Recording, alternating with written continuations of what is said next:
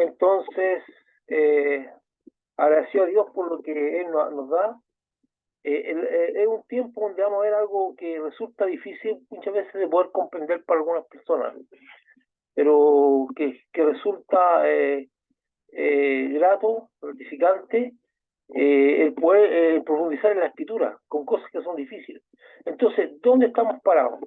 Estamos parados en Primera de Pedro, en el estudio número 16. Hemos hecho 15 estudios. Ahora estamos en el estudio 16. Y terminando el capítulo 4.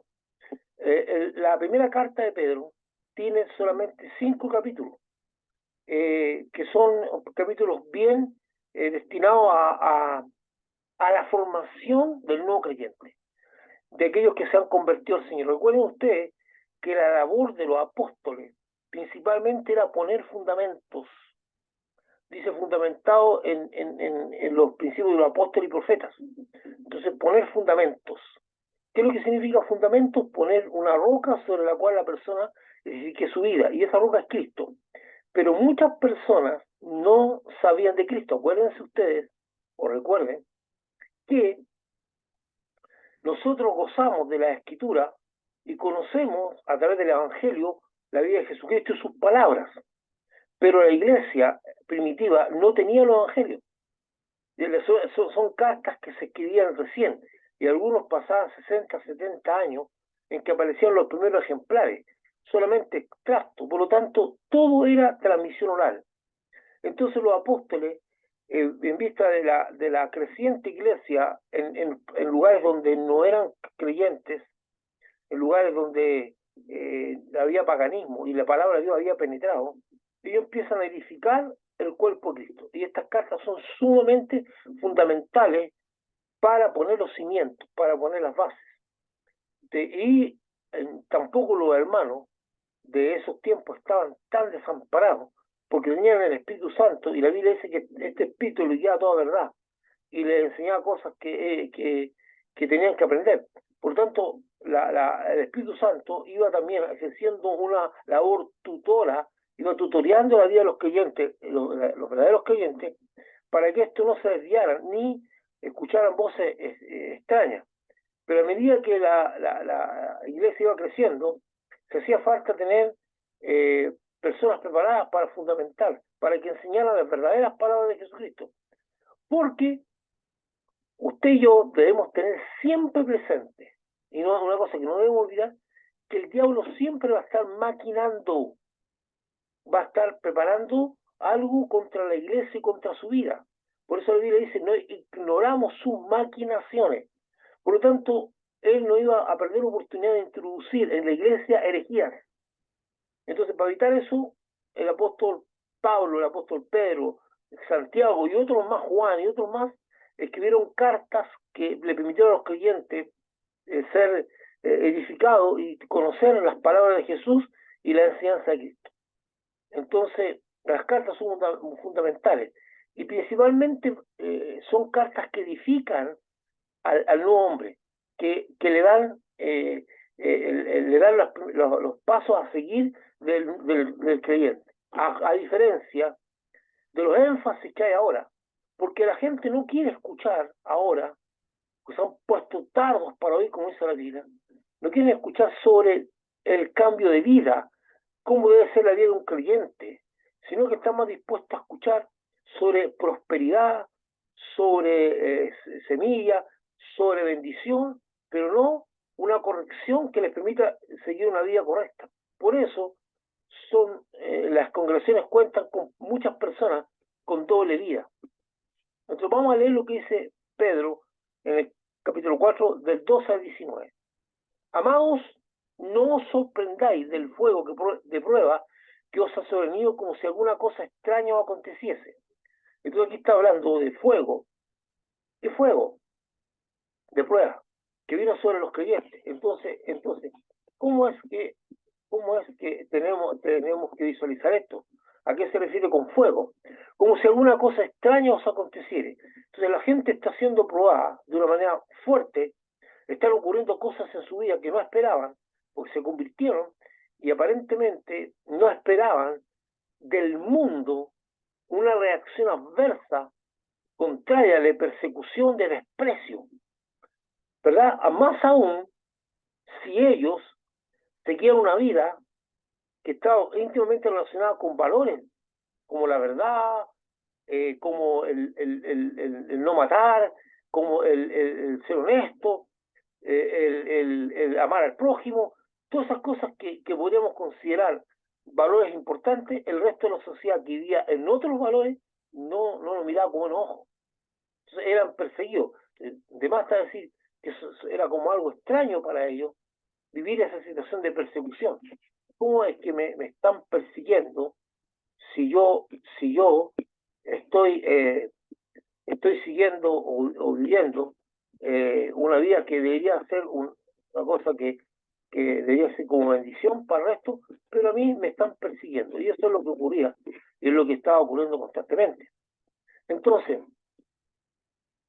dice, si no gozaos por cuanto soy partícipe de los padecimientos de Cristo, para que también en la revelación de su gloria os gocéis con gran alegría.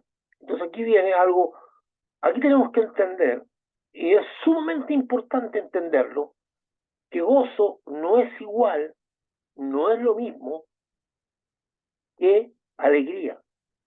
La gente cuando escucha hablar de, oye, gocémonos, o gozo, cree que es igual a alegría, y son dos cosas diferentes, muy diferentes desde el punto de vista bíblico. Porque si asociáramos gozo con alegría, este texto, el versículo 13, tendría un alto contenido masoquista. Una persona que está alegrándose o disfrutando el sufrimiento, porque dice, si no gozamos por cuanto soy participante de los padecimientos de Cristo, para que también en la revelación de su gloria os gocéis con gran alegría. Si sois vituperiados por el nombre de Cristo, sois bienaventurados. ¿Cómo es eso? ¿Verdad? O sea, si vituperio, o sea, decir mentiras contra mí, calificando de una persona indeseable, un malhechor prácticamente, dice, si soy vituperiado por el nombre de Cristo, soy bienaventurado, o sea, soy feliz, porque el glorioso Espíritu de Dios reposa sobre vosotros. Ciertamente parte de ello, Él es blasfemado, Jesucristo es blasfemado, pero vosotros es glorificado. Así que ninguno de vosotros padezca, una vez más, tenemos la misma idea, padezca, ¿de qué tipo? Como, dice, padezca como, como homicida, o ladrón, o malhechor, o por el que meterse lo ajeno. Entonces ahí uno se pregunta, ¿por qué Pedro dice eso? ¿Que acaso había cierta tendencia hacia la delincuencia entre los creyentes? ¿Por qué tienen que advertirle esto? Y recuérdense que estas personas no son de la cultura judía. Ellos no vienen de una trayectoria judía en cuanto al conocimiento de la Torá, al conocimiento de los mandamientos de la ley. Ellos no son parte de eso. Ellos vienen de una cultura pagana, donde hay cosas que se consideran buenas o cosas que se consideran normal. En algunas culturas paganas, la venganza es parte de lo normal que se espera de su sociedad. El matar por conveniencia también es parte de lo normal. El robar, el mentir. Entonces, dentro de esa cultura, que para ellos, para algunos de ellos consideran normal, son tocados por el Evangelio. Y tienen que hacer todo un cambio de mentalidad, un cambio de enfoque de lo que ellos creen. Entonces, ¿por qué es tiempo de que el juicio comience? Dice, ¿por qué va a comenzar? ¿Por qué va a comenzar el juicio? Por los de, dice, interesante, dice, comience por la casa de Dios, dice un juicio. Y si primero comienza por nosotros, ¿cuál será el fin de aquellos que no obedecen al Evangelio de Dios? Y si el justo con dificultad se salva, ¿en dónde aparecerá el impío y el pecador? De modo que los que padecen según la voluntad de Dios encomienden sus almas al fiel creador y hagan el bien. Y aquí empieza un texto que es un poquito polémico. O sea, aquí está asociando que algún grado de sufrimiento de lo que están teniendo los creyentes es parte de un juicio de Dios sobre los mismos creyentes. Dice, porque el tiempo que el juicio comienza por la casa de Dios. Y dice, de modo, en el versículo, que los que padecen según la voluntad de Dios, Entonces da la idea de que algunos sufrimientos son parte del juicio de Dios, porque dice, y si primero comienza por nosotros, ¿cuál será el fin de aquellos que no obedecen al Evangelio de Dios? Bueno, vamos a seguir. En estos textos, el apóstol Pedro nuevamente habla de los padecimientos que han de sufrir los creyentes, principalmente a través de persecuciones de los líderes religiosos, de la autoridad romana y de la población no creyente en general. Sí, porque realmente empieza el Evangelio a penetrar la sociedad y se encuentra con que la sociedad tiene valores, entre comillas valores, o tiene formas de enfoque completamente diferentes a lo que es el Evangelio. ¿No?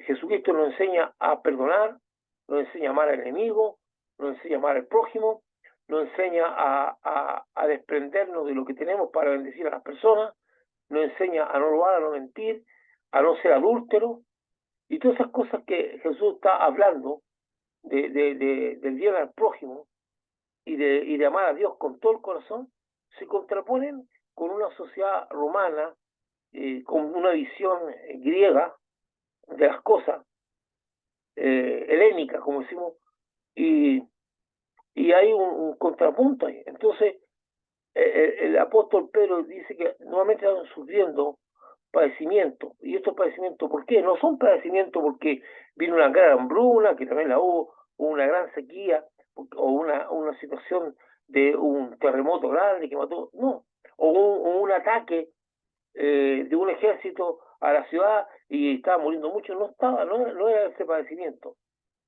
sino que eran persecuciones de las mismas personas, incluso en algunos casos de los mismos eh, judíos que hacían ataques hacia sus compatriotas cristianos.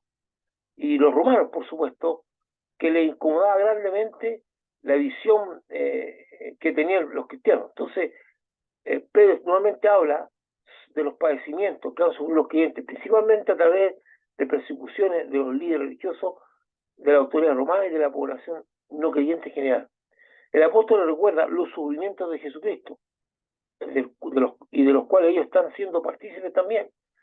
Porque una de las cosas más tremendas que vivió Jesucristo en su sufrimiento y padecimiento de la cruz y ante las torturas previas es cuando una persona sabe que es inocente de los cargos que se le están imputando, pero igual está siendo tratada como un malhechor. El apóstol le recuerda los sufrimientos de Jesucristo que él vivió, pero insiste en recordarle a los creyentes que no se deben confundir, que si sufren no debe ser por causa de ser delincuentes o ser malhechores. O sea, el sufrimiento no tiene no puede un creyente que era un ladrón, que era un mentiroso o era un homicida decir, la justicia me tomó preso y yo estoy sufriendo por causa de Dios. No, ahí está sufriendo porque es un malhechor. Entonces Pedro insiste en que no haya que lo que están padeciendo no sea porque son malhechores, porque son asesinos, porque son homicidas, porque son ladrones. No, dice no se confundan. Eso no cuenta con el respaldo de Dios. Entonces, ¿y por qué Pedro tiene que decir esto? ¿Por qué? Porque como que sería natural o sería normal que un creyente que se ha convertido a Jesucristo no tuviera en mente ser homicida, ni ladrón, ni un malhechor. Entonces, ¿por qué? Algo debería estar pasando con esas personas que a lo mejor tenían tendencia a considerar normal esas cosas. También se refiere al juicio de Dios, dando una declaración difícil de interpretar y asimilar de una manera simple, ya que da a entender que el juicio de Dios empieza hacia los creyentes y que este juicio se manifiesta a través de los sufrimientos que experimentan estos creyentes. Entonces da a entender que algunos de los sufrimientos que están experimentando es parte del juicio de Dios sobre los creyentes, que es posible, que es una cosa posible. Vamos a ver ahora qué dice la Biblia ahí. Entonces revisemos estos dos versículos que están ahí. Amados, no os sorprendáis del fuego de la prueba que os ha sobrevenido, como si alguna cosa extraña os aconteciese. O sea, ¿por qué se sorprenden de que le venga este fuego de prueba que ha venido sobre usted? ¿Por qué piensan, por qué si yo cuando me convertí creí que toda mi vida era happy, que no iba a tener problemas con nadie? De hecho, los que somos creyentes, más de alguna vez hemos tenido que soportar las burlas, el escarnio que hacen sobre nosotros la gente no creyente. Porque hay algunas personas que en el momento que se enteran que nosotros somos seguidores de Cristo, empiezan inmediatamente a gestar en su mente la forma de burlarse y algunas veces más de burlarse, de hacernos la vida difícil. Entonces dice, ¿por qué se extrañan? Porque la Biblia dice que Jesús dice que Él ha vencido al mundo. Dice que el mundo, dice, ustedes van a sufrir y el mundo se alegrará. Está hablando de las personas. O sea, existe una guerra o un ataque del mundo permanente contra los creyentes. Si no, dice, como si fuera una cosa extraña, o sea, ustedes deben esperar o debieran saber que va a haber una reacción del mundo contra ustedes por ser como son, por vivir como viven, por creer lo que creen. No deben de extrañarse. Dice, si no gozaos por cuanto soy participante de los padecimientos de Cristo, para que también en la revelación de su gloria os gocéis con gran alegría. Entonces, voy a leer ahora una versión, la versión que leí anteriormente era de la Biblia en lenguaje en la Reina Valera 60. Pero quiero hacer una lectura del mismo texto que a lo mejor va a ayudar a comprender mejor en la versión de la Biblia en lenguaje sencillo. Dice, queridos hermanos en Cristo, no os sorprendan de tener que enfrentar problemas que ponen a prueba su confianza en Dios. Y aquí es mucho más amplio, no solamente persecución, sino que problemas personales, de todo tipo. Eso no es nada extraño. Al contrario, alégrense de poder sufrir como Cristo sufrió, para que también se alegren cuando Cristo regrese y muestre su gloria y su poder. Entonces, dice, no se sorprendan de tener que enfrentar problemas, o sea, no se sorprendan de que enfrentar dificultades, porque de alguna manera, y ahí está una cosa de la cual yo me siento muy distanciado y hasta contrariado, cuando hay algunos hermanos que en su afán de ganar almas para Cristo, le presentan a los no convertidos como que Jesucristo es la solución a todos sus problemas y que nunca más van a tener problemas. No es el mensaje de Jesucristo. El mensaje de Cristo es que la gente se arrepienta, se vuelva a Dios para que tenga vida eterna y no sea condenada. Ese es el mensaje, el arrepentimiento. Y la nueva criatura que nace conforme a Dios y ya por el Espíritu. Pero no está exenta a enfrentar las dificultades de la vida. Más aún, yo siempre digo que Jesucristo en su honestidad hacia todos los creyentes dijo, en el mundo tendréis aflicción, pero confíen, yo he vencido al mundo. O sea, nosotros los creyentes no estamos exentos a vivir las mismas dificultades que vive toda la gente y aún más, porque el hecho de ser creyentes estamos bajo el asedio permanente de Satanás para frustrar nuestra vida, pero al mismo tiempo estamos bajo la protección permanente de Dios para frustrar los planes del diablo contra nosotros. Entonces, y la Biblia dice que nosotros somos los que tomamos la decisión final ante la tentación. Tenemos la palabra de Dios, tenemos los mandamientos, tenemos las consecuencias que puede traer el pecado sobre nuestras vidas y somos nosotros los que tomamos la decisión final de seguir un camino nuevo. Dice, al contrario, alégrense de poder sufrir con Cristo como Cristo sufrió, para que también se alegre cuando Cristo regrese. Entonces, no debería ser extraño para nosotros enfrentar dificultades. Algunos teólogos e investigadores bíblicos creen que al hablar del fuego de la prueba no solo se estaba refiriendo a la prueba de la fe debido a las circunstancias adversas. Hoy estoy viendo un momento de prueba. ¿Por qué fuego? ¿Por qué quema? ¿Por qué ayuda? Pero aquí algunos investigadores dicen que cuando habla Pedro del fuego de la prueba, no solamente se está refiriendo a la prueba de la fe debido a las circunstancias adversas.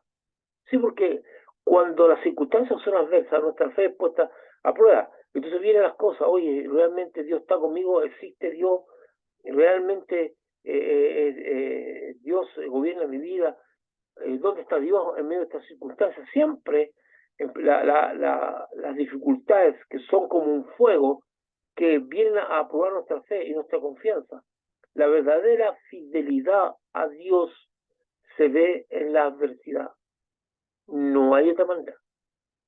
Usted no puede decir que es fiel a Dios cuando todo es happy, cuando todo es para solamente regocijarse de lo bien que lo estoy pasando.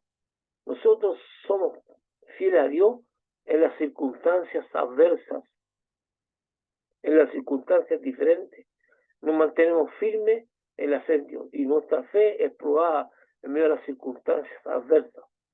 Entonces, no piensan que algunos teólogos investigadores no solamente piensan que se está refiriendo a la prueba de fe, sino que también se estaría refiriendo a aquellos creyentes que fueron transformados en antorchas vivientes por la autoridad romana en su persecución a la iglesia de Jesucristo, en su afán de terminar con ella. Entonces, muchos de los creyentes, cuando fue declarado, cuando fueron declarados los seguidores de Cristo como personas no gratas, personas, una secta indeseable y digna de ser perseguida, entonces muchos de los creyentes fueron tomados como malhechores y conducidos, y algunos en las calles de Roma, en las calles de la ciudad donde eran detenidos, eran puestos en estacas, empalazados, digamos, amarrados a palos, a maderos, a mástiles, y puestos en una base de leña donde se les quemaba vivo. O sea, muchos creyentes vivieron la quema viva de ser quemados vivos. Los creyentes eran amarrados a mástiles de madera, en cuya base se ponían palos para iniciar el fuego. Además, los creyentes eran embetunados con algún elemento que acelere el fuego. Este tipo de muerte era de las más despiadadas y destinada a causar terror entre los discípulos de Jesucristo. Usted puede ver ahí la foto en el circo romano, donde hay creyentes amarrados y algunos que aún están humeando, porque eran quemados vivos. Entonces, ¿cuál era la idea? De causar tal grado de terror en los creyentes que no quisieran seguir a Cristo y tuvieran que abandonar. Entonces, cuando habla del fuego de la prueba, no solamente algunos creen que se está refiriendo a la prueba interior que tenían que soportar algunos creyentes de la adversidad, sino que literalmente algunos eran quemados vivos en estos mástiles, en la persecución romana, con el hecho o con el simple deseo de hacer que el cristianismo desapareciera. Pero como bien lo dijo Jesucristo, que la iglesia es de Él y las puertas del infierno no van a prevalecer sobre ella, por más afanes, torturas, muerte, persecución que se hizo en la iglesia nunca pudo ser destruida. Algunos morían con gozo en la paz del Señor. Entonces, la persecución, cuando está hablando de que no se está en que habla sobre el fuego de la prueba, algunos creen que no solamente se refiere a la adversidad propia que está viviendo la persona en lo personal, sino que también a literalmente algunos eran quemados vivos. Algunos creyentes pensaban que por el hecho de haber aceptado a Jesucristo no solo ganaban la vida eterna, sino que Dios los llevaría por un camino sin adversidad ni dificultades. Pero no fue lo que prometió Jesucristo. Por eso una persona, en el afán de que alguien se convierta y le esté diciendo a alguien que por el hecho de aceptar a Cristo todos sus problemas van a ser resueltos y que no va a tener nunca más problemas, está mintiendo. Está vendiendo, como decimos nosotros, la papa. Está haciendo una oferta que Jesús nunca hizo. Entonces, algunos piensan que cuando se convierte, y algunos, que como dice Jesucristo, una tierra con poca raíz superficial, cuando viene la dificultad y el sol calienta, o sea, quema, cuando la adversidad viene, dejan de seguir a Cristo. Y usted va a darse cuenta que hay muchas personas que un tiempo empezaron con entusiasmo a buscar de Dios, pero cuando vino la dificultad y la prueba, dejaron su camino, no siguieron el camino de Dios. Y hay algunas personas que literalmente dicen, yo no me quiero convertir porque no quiero vivir en los tiempos de prueba. O sea, hay gente que prefiere un camino que lo lleva al infierno para poder vivir gratamente en esta tierra sin pasar mayores dificultades. Entonces, nosotros no podemos estar incentivando la idea y creyendo de nosotros mismos que en el mundo no vamos a tener dificultad. No es eso. Pero Jesús dijo, yo vencí al mundo, lo voy a vencer por usted también. Entonces, hay algunos que pensaban que Dios los llevaría por un camino sin adversidad ni dificultades, pero no fue lo que prometió Jesucristo. sino que labor del camino angosto y difícil de transitar, y enseñó que en el mundo los creyentes sufrían aflicción, por lo cual vivir el fuego de la prueba no debería sorprenderlo, porque es un camino angosto y difícil de transitar. Dice que ancho y espacioso es el camino que lleva a la perdición, y es difícil y angosto es el camino que lleva a la vida eterna. O sea, nosotros transitamos. ¿Por qué? Por muchas razones, porque una de las razones es que nuestra naturaleza es tendiente al pecado. Y el que quiere agradar a Dios siempre está luchando contra el pecado. No con su propia fuerza, pero considera el pecado algo que no quiere vivir en su vida. Ningún creyente verdadero que cae en pecado cae porque se deleitó cayendo, sino que porque no pudo sobrellevar la tentación. Porque todo creyente verdadero no quiere pecar contra Dios, ¿verdad? Y dice la Biblia, aún no hay luchado hasta la muerte contra el pecado. Nosotros no podemos deleitarnos en el pecado o en aquellas cosas que no son agradables a Dios, pero también podemos caer en pecado. Entonces, ¿por qué? Porque en ese camino angosto que estamos transitando vemos que hay cosas que no quiere Dios que hagamos. Es un camino bien restrictivo, contrario a la naturaleza pecaminosa del hombre, donde hay cosas que nos van limitando. Y ese es un camino difícil de transitar porque hacer el bien es muy difícil, hacer el mal es muy fácil. Vivir como a uno se le dé la gana no es complicado, pero vivir conforme a los mandamientos de Dios es difícil, no es fácil.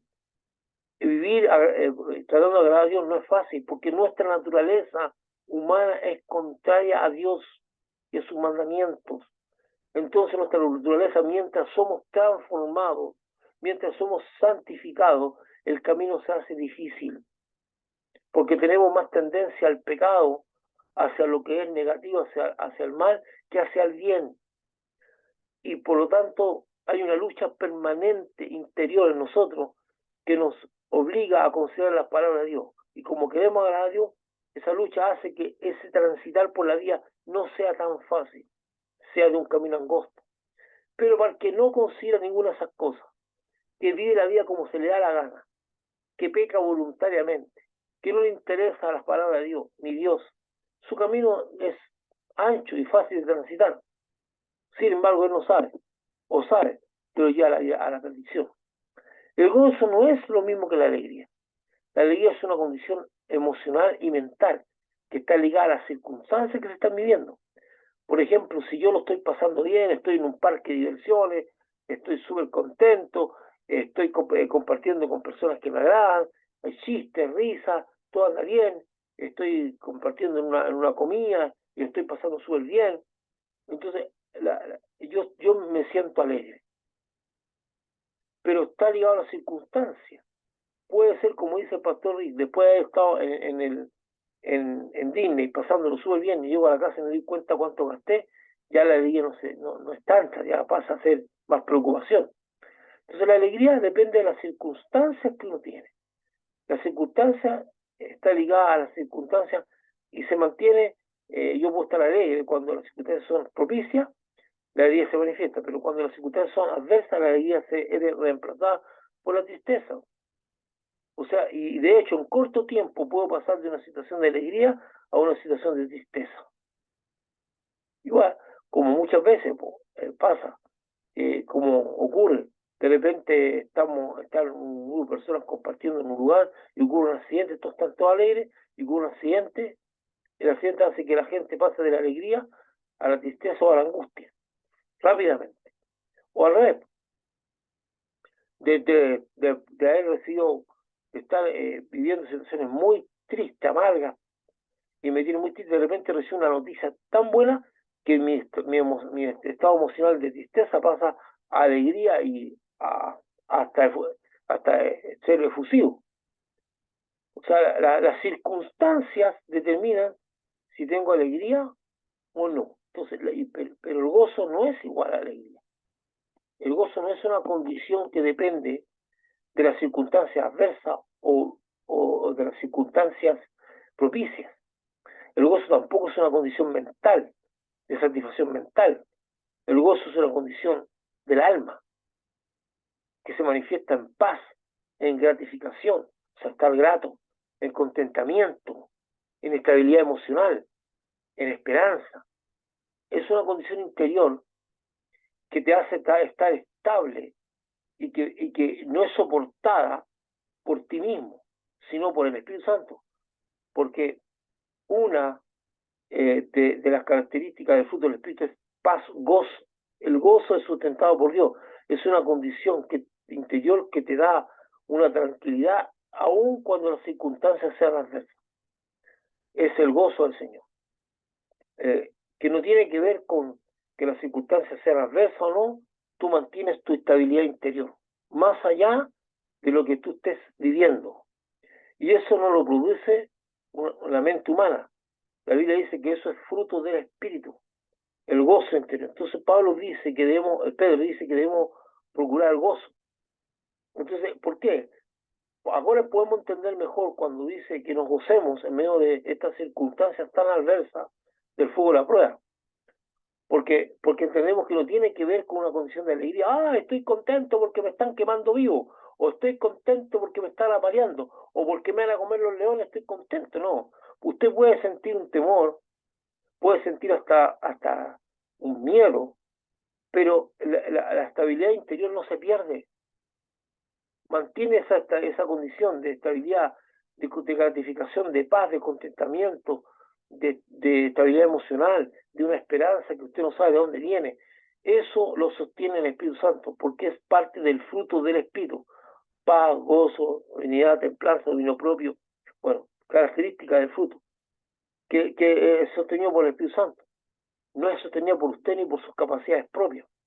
Entonces, el gozo de Dios es una condición del alma, no es una condición de la mente, ni es una emoción como la alegría. El gozo no se pierde cuando las circunstancias son adversas, ni se gana cuando las circunstancias son beneficiosas. El gozo del Señor permanece como una condición interior de todo aquel creyente que es guiado por el Espíritu Santo. Entonces, por eso Pedro les dice a los hermanos que se gocen, padeciendo los mismos padecimientos que sufrió Jesucristo. Esto podría considerarse como un acto de ser sádico o de ser una persona que le guste el sufrimiento, masoquismo. Pero no es eso. O sea, no es que vamos a alegrarnos, me peguen, porque para que me voy a gozar mientras usted me tortura y me quiebra los dedos o me quema, yo voy a gozar. No, está hablando de eso. Yo lo voy a pasar bien. No, aquí está hablando de que mantenemos estabilidad, esa estabilidad del alma, que se mantiene en paz consigo mismo, que mantiene esperanza, que está gratificada, que tiene contentamiento, que su emoción está estable, por una acción del Espíritu Santo en medio de las circunstancias adversas. No cambia por las circunstancias, se mantiene. Y es lo que debemos procurar. Por eso la Biblia dice que el gozo del Señor es mi fortaleza, el gozo es su fuerza, porque el gozo le permite a usted mantener esa condición, que puede ver más allá de las condiciones que está viviendo, puede ver a Dios.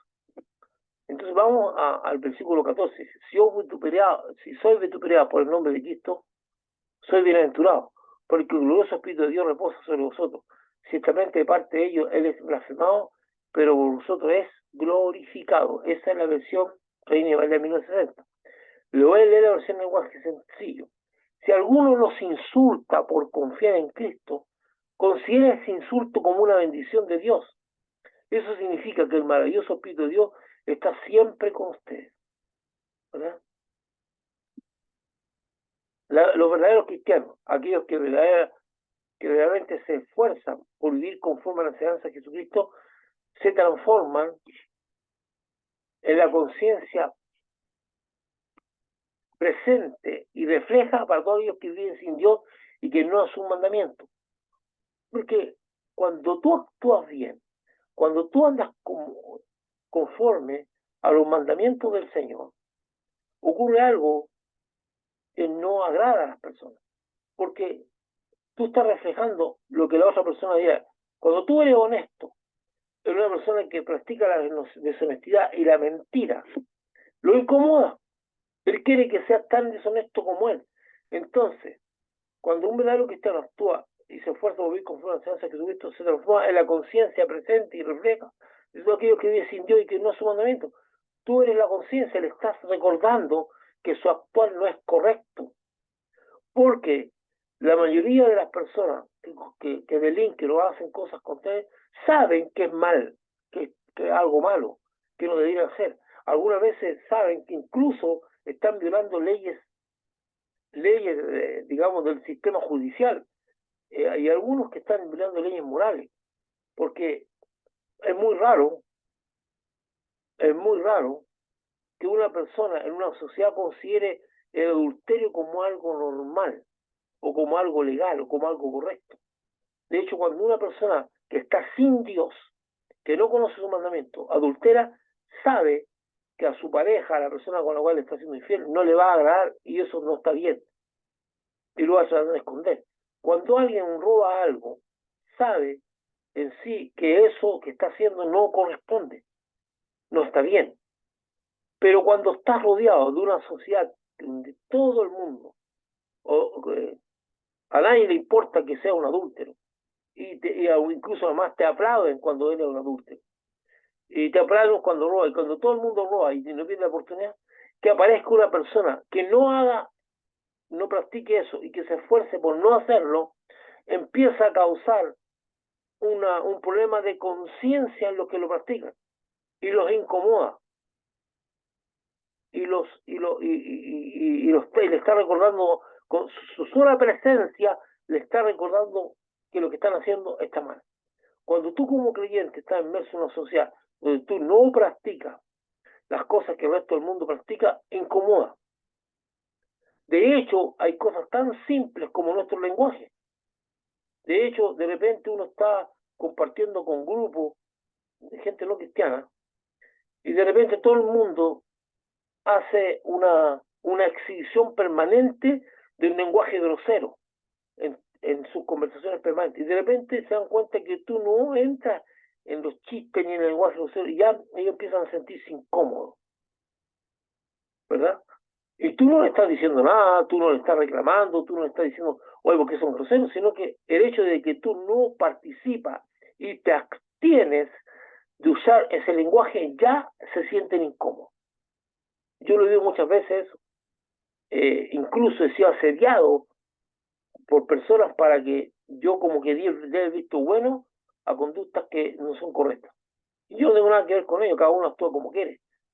Entonces, esta forma de conducirse de los creyentes causa rechazo e incomodidad en los no creyentes que actúan contra los creyentes con escarnio y con vituperio. Escarnio es una burla agresiva, es una burla que conlleva además una acción física de humillación. Entonces, dice, los no creyentes actúan contra los creyentes con escarnio y con vituperio. Eso significa con injuria, con ofensa, con orgullo, que se dice de alguien. Hay momentos en que la gente no subasta y te dice, eres un santurrón, y tratan de usar cualquier apelativo que te descalifica a ti como persona, porque están incómodos, porque tu manera de vivir, tu manera de ver las cosas, lo incomoda. A pesar de que tú no estés juzgando a nadie, ni le estés sacando en cara nada a nadie, sino que ya ellos se sienten incomodados, ¿verdad? Si esto sucede por ser fiel a Jesucristo, los creyentes deberían considerarse bendecidos porque el Espíritu Santo que está en ellos, el que les permite mantenerse fieles al Señor y glorificarlo mientras los no creyentes lo blasfeman, ¿verdad?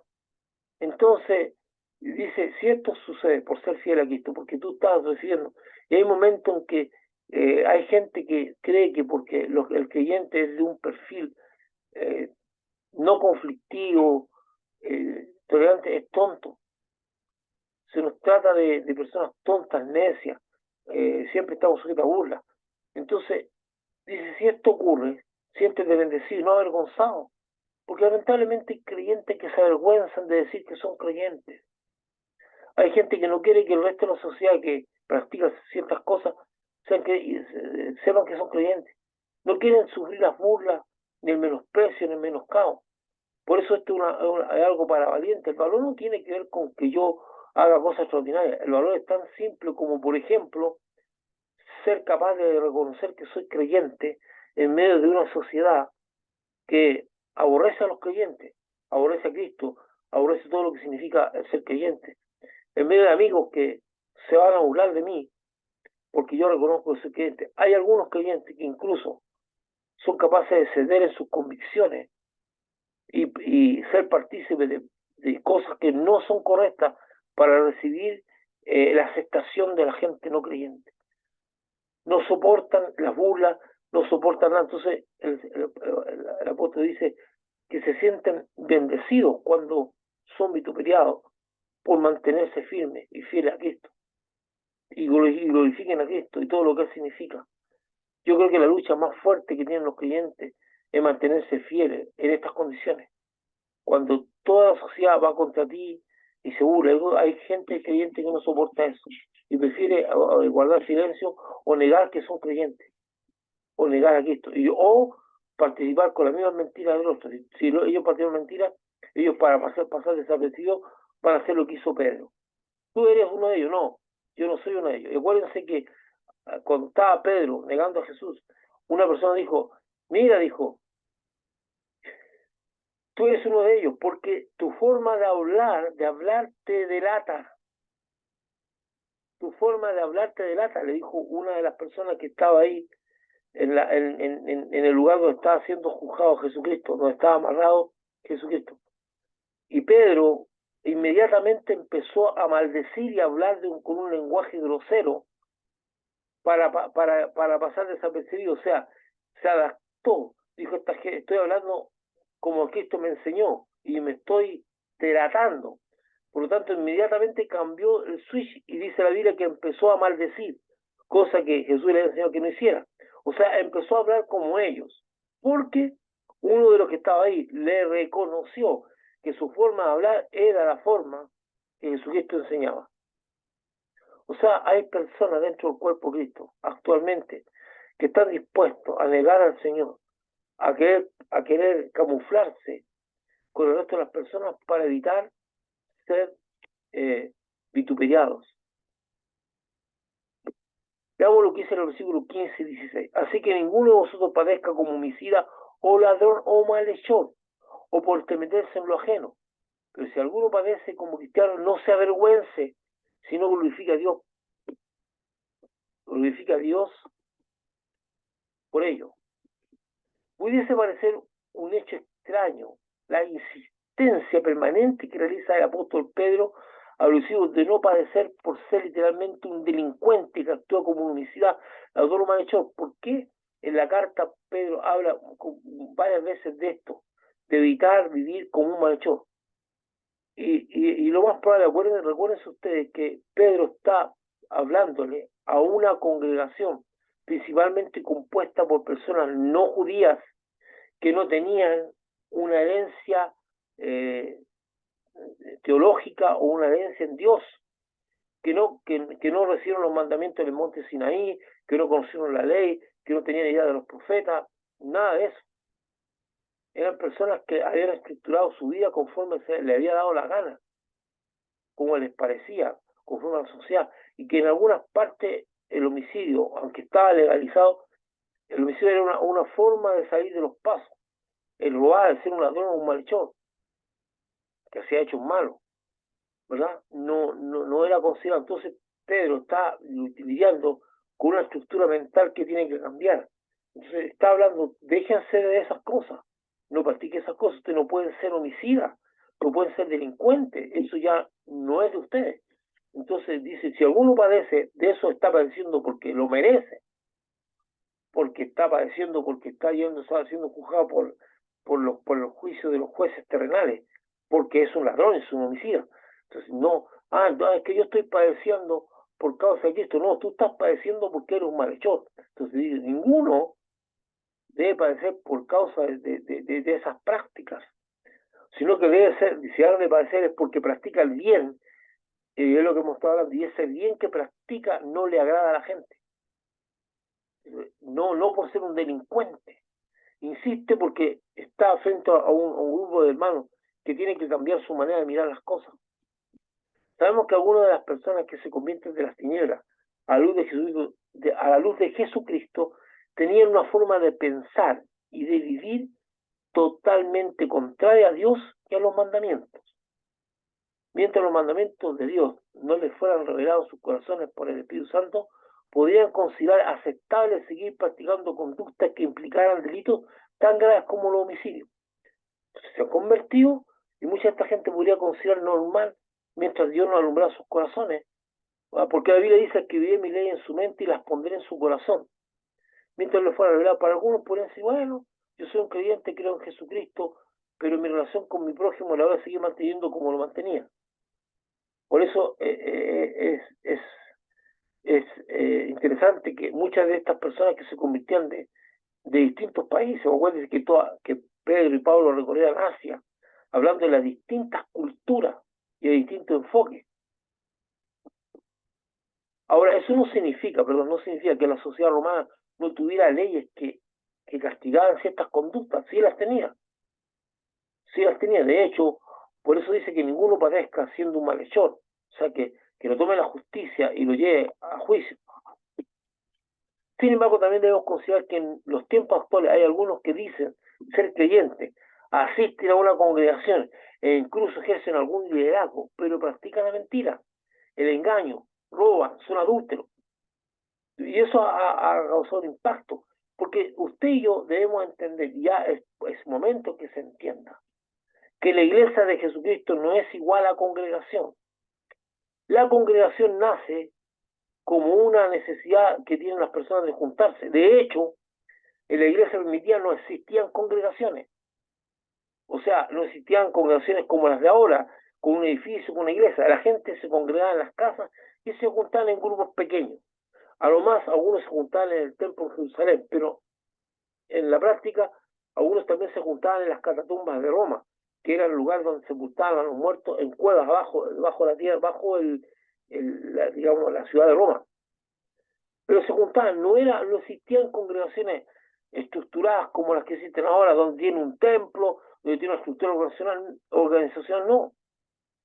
Entonces, hay gente que va a estos lugares, y voy a insistir, congregación, no es lo mismo que iglesia.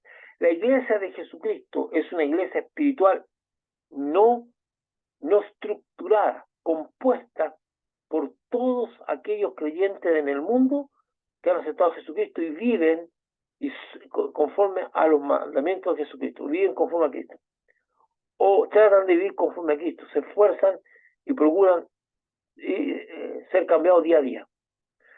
Por lo tanto, la iglesia de Jesucristo no está compuesta necesariamente por las personas que asisten a una congregación, o más bien dicho, no significa que todo aquel que asiste a una congregación, el líder, tiene un cargo o hace cualquier cosa, es parte de la iglesia de Jesucristo. Y esto está recontra demostrado con el hecho del juicio final, cuando Jesucristo plantea de que muchos vendrán a él y dirán que han hecho muchas cosas a su nombre, pero él le dirá: apartado de mí, hacedor de maldad, nunca te conocí. Cosa que es muy fuerte, porque muchos dirán: Señor, pero no echamos fuera demonios en tu nombre, no hicimos milagros en tu nombre. Sin embargo, aunque Dios permitió que fueran usados y que Dios lo usó para bendecir a personas, ellos no son aceptos por Jesucristo, porque eran hacedores de maldad.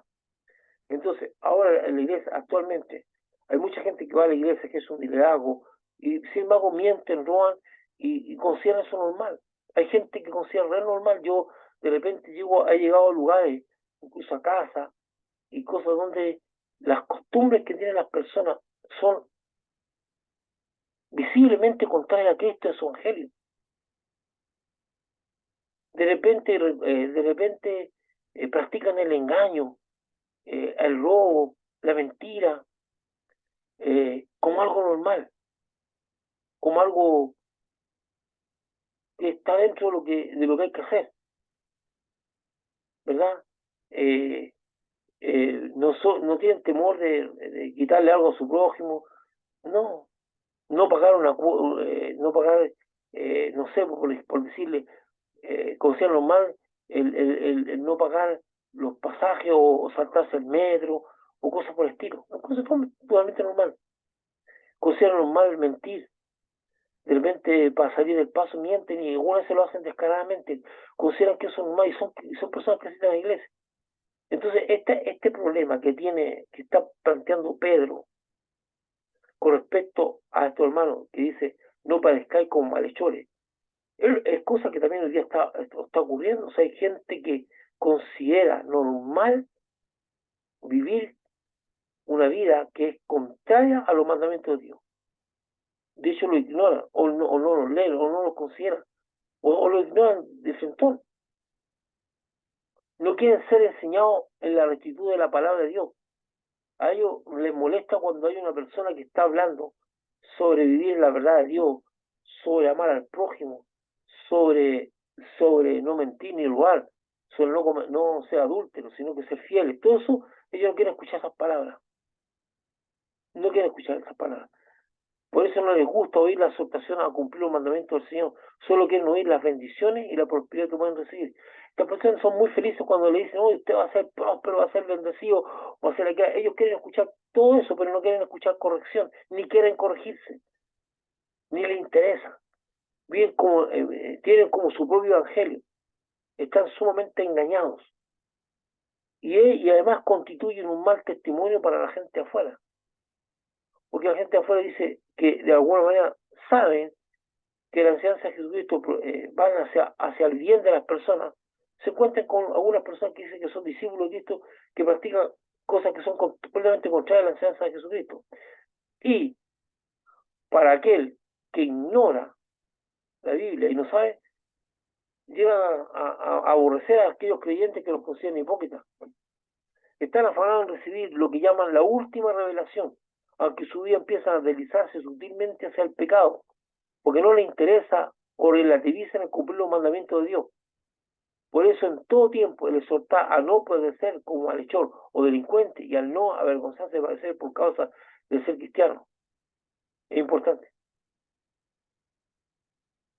En todo tiempo tenemos que estar soltando eso. De hecho, usted lee las cartas y las cartas están llenas de convenciones. La nueva en Cristo, cómo debe ser el creyente, la renovación del creyente, el cambio de mente. Las cartas están permanentemente hablando de cómo debe conducirse un creyente en la vida. Es el mensaje principal, no es tanto la revelación del tercer cielo, ni es tanto eso que busca mucha gente que está esperando recibir la última revelación, aquello que te dice que tú vas a tener una voz profética, te va a decir cosas muy buenas que te van a suceder, porque no puede en la profecía considerarse que tú vas a enfrentar dificultades. No, las personas están esperando palabra profética de todo lo bueno que les espera por delante. Tú no necesitas palabra profética para saber lo bueno que te espera por delante. La Biblia dice qué consecuencia buena va a tener si cumple los mandamientos de Dios y Dios es fiel. Y por último, vamos a leer los últimos dos versículos. Dice, porque es tiempo de que el juicio comience por la casa de Dios. Dice, está hablando de los sufrimientos. Y si primero comienza por nosotros, ¿cuál será el fin de aquellos que no obedecen al Evangelio de Dios? Y si el justo con dificultad se salva, escucha esto, ¿en dónde perecerá el impío y el pecador? Cuando estamos hablando de con dificultad se salva, porque nosotros estamos siendo sometidos a una conciencia que nos dice que el mal es mal y el bien es bien, y nos tratamos de hacerlo relativo, relativizar el bien o el mal, sino que sabemos que lo que es bien y que lo que es mal es mal, y nos esforzamos por hacer el bien, aunque nuestra naturaleza apunta hacia el mal. Por eso dice, el justo con dificultad salva, porque estamos siempre lidiando con nuestra naturaleza, que es solamente vencida por el poder del Espíritu Santo, no por nuestras capacidades propias, decir, yo me propongo hacer bien, cuando nuestra tendencia siempre es al mal. Algunas veces estamos con la tentación de mentir para salir de un problema. Estamos con la tentación de robar para poder suplir una necesidad. Se da la oportunidad, estamos ahí. No. Entonces estamos siempre lidiando contra la tendencia pecaminosa. Por eso dice, con dificultad se salva. ¿En dónde perecerá el impío y el pecador? Que no le importa nada. De modo que los que padecen según la voluntad de Dios encomiendan sus almas al fiel Creador y hagan el bien. Voy a leerlo ahora en la versión del lenguaje sencillo, lo mismo que he leído recién en la Biblia Reina Valera. Ya ha llegado el momento de que Dios juzgue a todos, miren, y de que empiece a jugar a su propio pueblo. Y si empieza por nosotros y nos hace sufrir así, escuche esto, ¿eh? Dice que ese sufrimiento es parte del juicio de Dios. Imagínense lo que les espera a los que no obedecen la palabra de Dios. Y si con dificultad se salvan los que hacen el bien, ya se puede imaginar lo que les pasará a los que hacen el mal. Por eso, los que sufren, porque Dios así lo quiere, deben seguir haciendo el bien y dejar que Dios los cuide, pues Él es su creador y cumple lo que promete. Dice, interesante, y empieza a juzgar a su pueblo. Sí, porque todos vamos a pasar por juicio, todo. Aquí no habla de castigo, juicio. Donde son expuestas nuestras... El juicio tiene que ver con la exposición de nuestros delitos y el castigo tiene que ver con la retribución a ese delito, pero dice que parte de mostrar nuestro delito es lo que estamos viendo a través del sufrimiento, es mostrar, no es la condena. Dice, el juicio empieza por nosotros. Nosotros somos expuestos en nuestras vidas, lo que hemos sido, lo que hemos hecho, todo. Ahora, quiero que hagamos algunas cosas. Estos textos no son fáciles de interpretar, ya que la mente de la mayoría de los creyentes no está el que Dios haga juicio y castigue en esta tierra a alguna persona, ya que está en nuestra mente el considerar solo la gracia perdonadora y salvadora de Dios. No, no nos imaginamos que Dios pudiera hacer eso, que haga juicio, que es lo que está hablando. El juicio empieza. Vuelvo a insistir, juicio no es igual a castigo ni condena. El juicio es la exposición de tus pecados, la exposición de tus delitos. El juicio es comprobar tus delitos y la condena es el castigo. Dice aquí, el juicio está empezando con la exposición a través del sufrimiento de lo que hemos sido, de lo que fuimos, está puesto. Dice, el juicio empieza por la propia casa. Sin embargo, la Biblia también enseña que Dios hace juicio y castiga a sus hijos durante su vida en la tierra. Según estos pasajes, su mente que padecen algunos creyentes podría ser parte de un juicio y tal vez castigo que Dios está aplicando al creyente que lo padece. Aunque en este instante dice que el juicio comienza por su corazón. Cuando Pablo está enseñando las consecuencias de participar de la cena del Señor en forma indigna, o sea, sin discernir el cuerpo de Cristo, sin querer aplicar la enseñanza del Evangelio de Cristo, en 1 Corintios 11, 21 al 100 dice lo siguiente.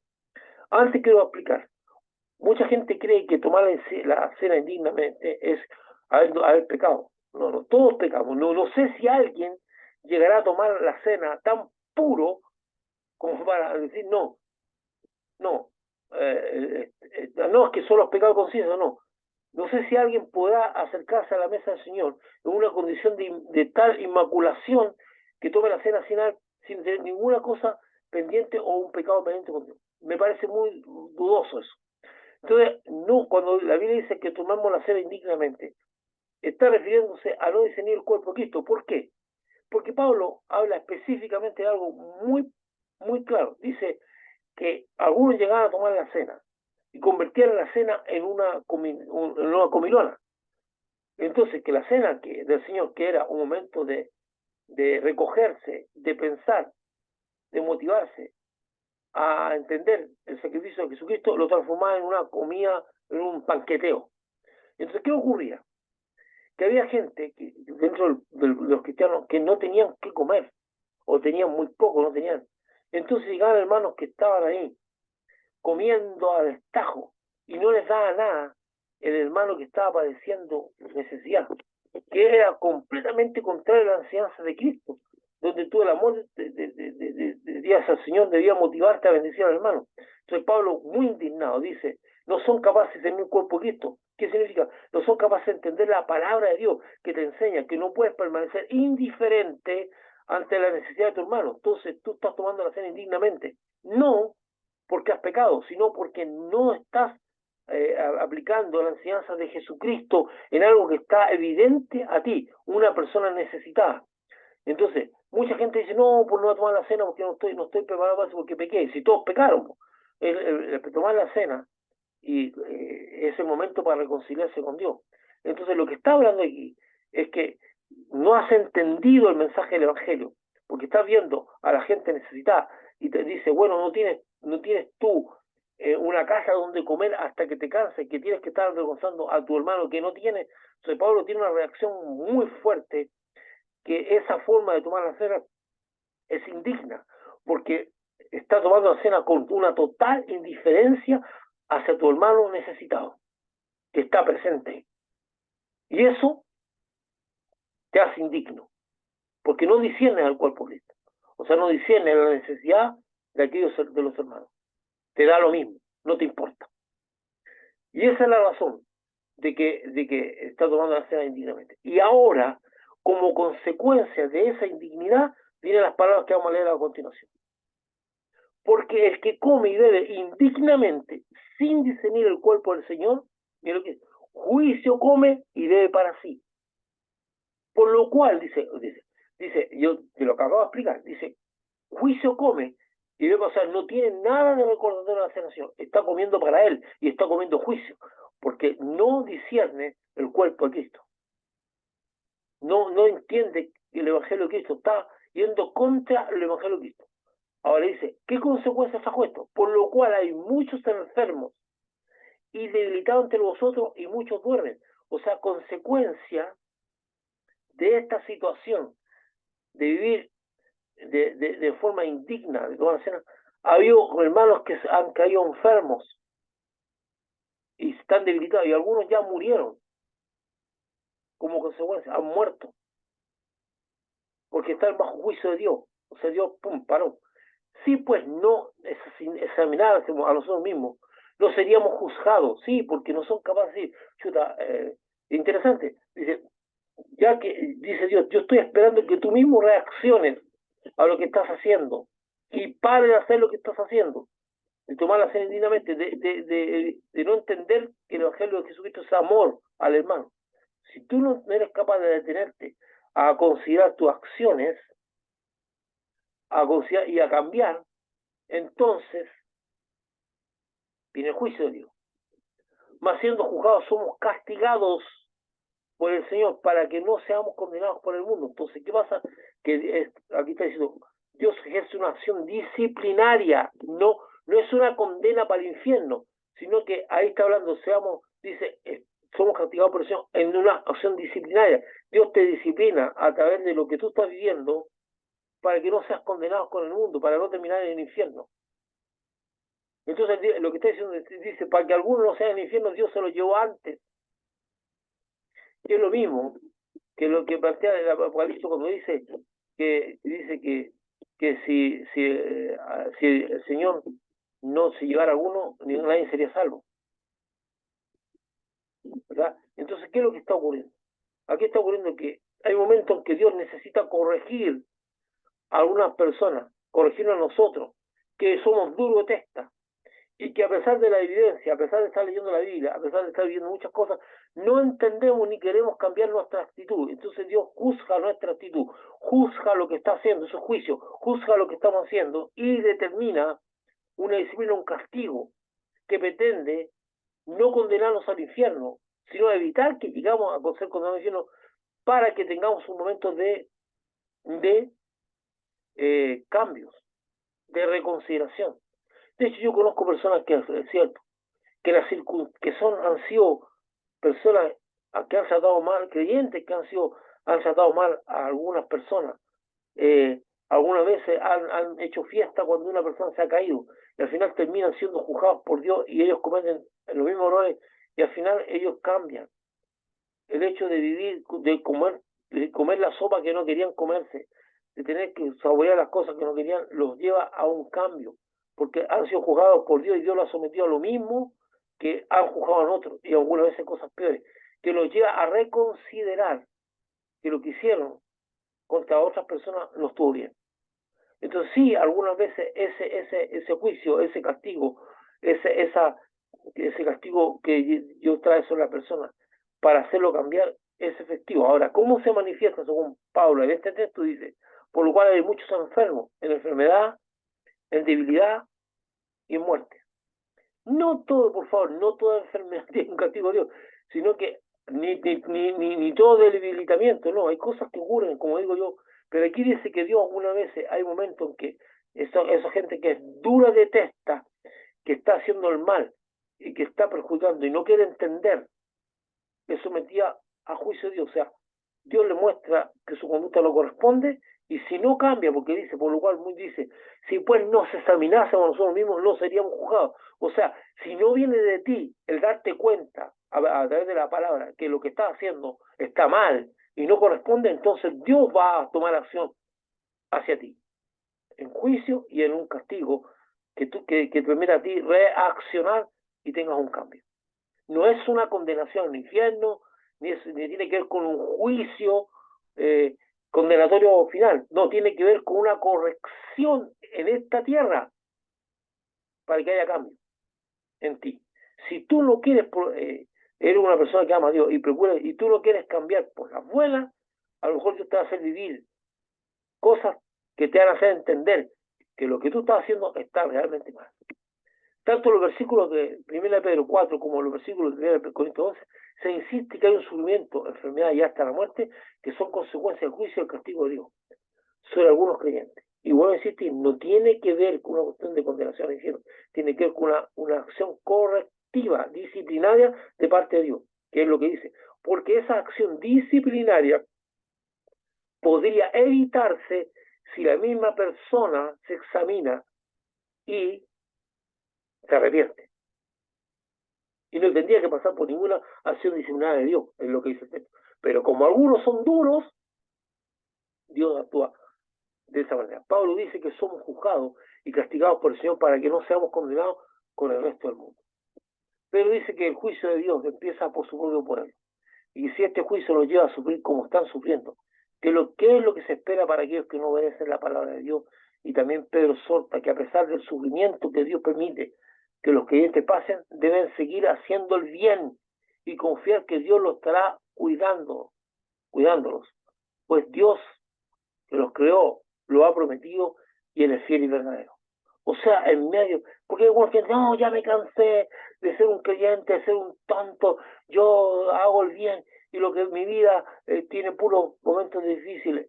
No, si no te cansas de hacer el bien porque a su tiempo segará o cosecharás si no desmayas, dice la Biblia. No os canséis de hacer el bien. El bien te va a traer su fruto a su tiempo. No, es que yo no voy a ser el mismo tonto que de siempre. No, un creyente no es tonto, es un seguidor de Cristo. Todas nuestras motivaciones son a Cristo, al Señor Jesucristo. Dice, todo lo que hagáis, hacerlo por el Señor. No son para agradarnos a nosotros mismos, ni a las personas. Nuestra principal motivación es agradar a Cristo. Y nosotros agradamos a Cristo cuando obedecemos su palabra. Entonces, dice, aún en las circunstancias adversas, yo voy a seguir haciendo bien. Y es lo que dice el apóstol aquí, Barriame. Dice así. Sí, pues, dice, el texto, más siendo juzgados somos castigados por el Señor, para que no seamos condenados por el mundo.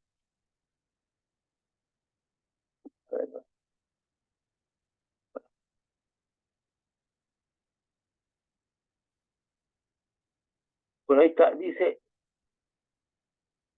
acá está, dice el versículo 19, por eso los que suben porque Dios así lo quiere, deben seguir haciendo el bien y dejar que Dios los cuide, pues Él es su cuidador, su creador y cumple lo que promete.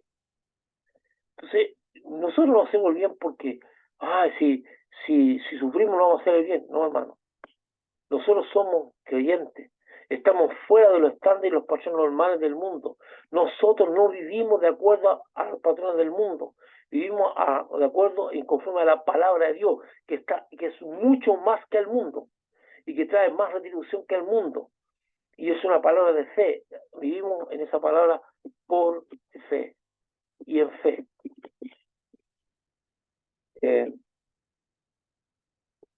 Bueno, mis queridos hermanos, espero que esta palabra, lo más complicado es entender lo que significa juicio y castigo, que no tiene que ver por ningún momento dado con una cuestión de juicio final, tiene que ver con una cuestión correctiva. Y ojo, que la palabra bien dice que esa acción de juicio y castigo de Dios puede evitarse si nos examinamos a nosotros mismos y cambiamos. Dice, si tú te examinas de mí y cambias, no tendrías que ser corregido, ni juzgado, ni castigado por Dios. Pero como digo yo, hay gente dura de testa. Y es impresionante, hermano. Hay algunos que viven ese juicio o ese castigo de Dios. Algunas veces usted lo ve tirado en cama y han cambiado. Como que ese elemento ese elemento que podemos decir de cambio hace que la gente reaccione y diga, no, yo no estoy bien. Y se ponen más comprensivos, incluso llaman a personas a las cuales han ofendido y le piden perdón, yo estaba equivocado cuando hice esto contra ti. O sea, realmente algunas veces ese apretar de Dios es muy efectivo para los cambios. No es agradable, pero efectivo, muy efectivo. Así que son textos difíciles, pero tampoco usted puede llegar a la conclusión que lo que usted está viviendo en su vida es un castigo de Dios. No, Dios, el Espíritu Santo le mostrará. No, no puede ser, no puede. La gente no todos los que están enfermos están castigados por Dios, ni no todos los que sufren. Hay cosas que se vienen en la vida. Pero usted sabe cuando es porfiado. Usted sabe cuando es duro de testa. Usted se da cuenta y inmediatamente usted está recibiendo a través del Espíritu Santo lo que usted está viviendo y que lo lleva a cambio. Así que voy a dejar hasta aquí lo que